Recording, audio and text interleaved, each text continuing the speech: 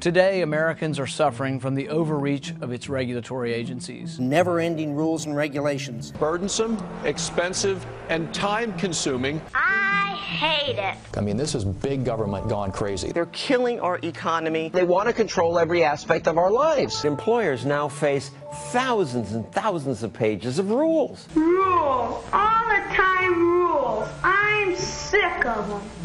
Excuse me for interrupting, boys and girls, but maybe you would like to find out just what it would be like if there were no rules. Imagine you have a baseball game and you decide you're not going to have rules anymore. You're going to downsize the labor force of umpires and you're going to take the referees out of the game. And you're going to allow people to basically do what they want in the name of reducing red tape. What's that game going to look like? Is there going to be a level playing field? Is it going to be an interesting game to watch? Is it going to have results that are desirable to society? I don't think so.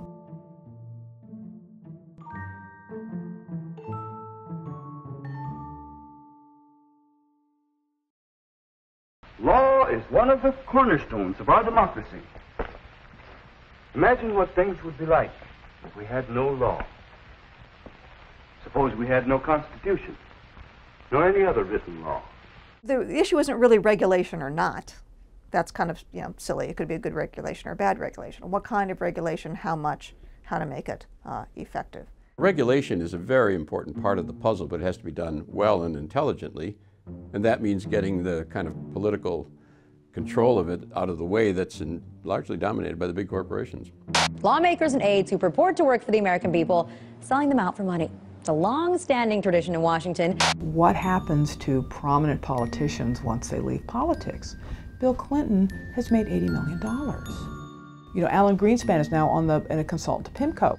Well, the revolving door between Wall Street and Washington just keeps on turning. So they have incentives not to rock the boat and to cultivate favors with the large corporations.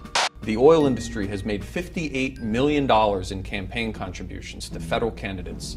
Mr. Speaker, I rise in support of H.R. 2250, which will protect American jobs from the EPA. This amendment makes cuts across the bill, but the biggest cuts come from the EPA.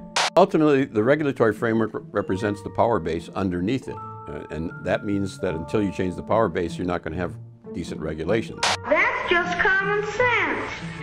If we look in the area of environmental regulations, one of the things we see is that every time a regulation is proposed, the anti-forces, who tend to be business forces and conservatives, way overstate its costs, way understate its benefits. A lot of the regulations proposed have very little positive impact for the environment.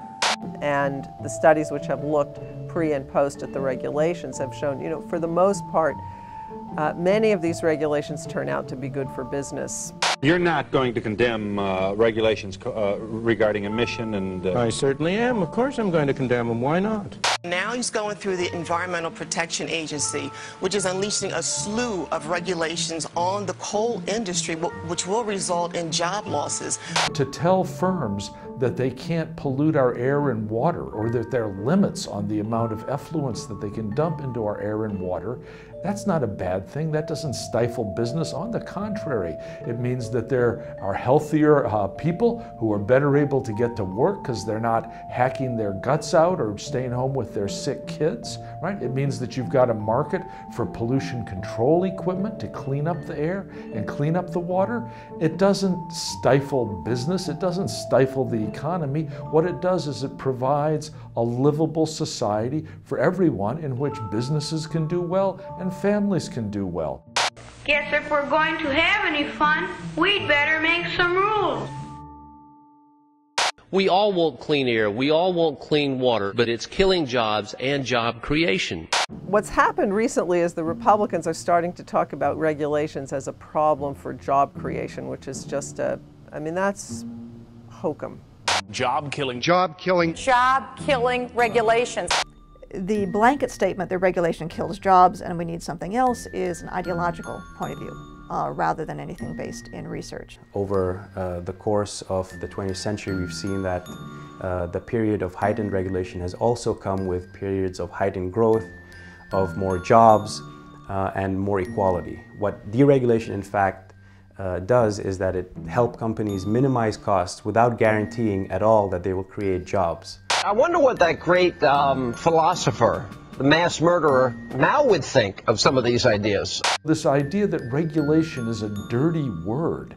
It's like saying rules are a dirty word. It's like saying morality is a dirty word.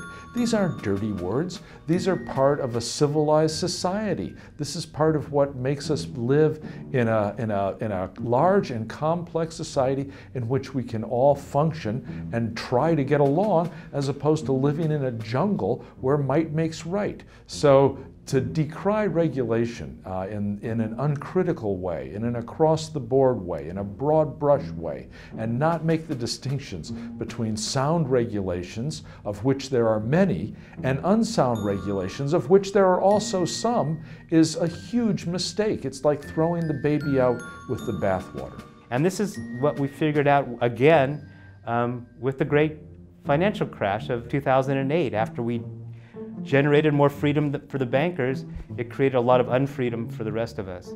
So the idea that after this crisis, when the financial system that was unfettered and given its freedom destroyed the economy, the idea that this is an appealing notion that the Republicans are trying to sell to us, again, is just absurd.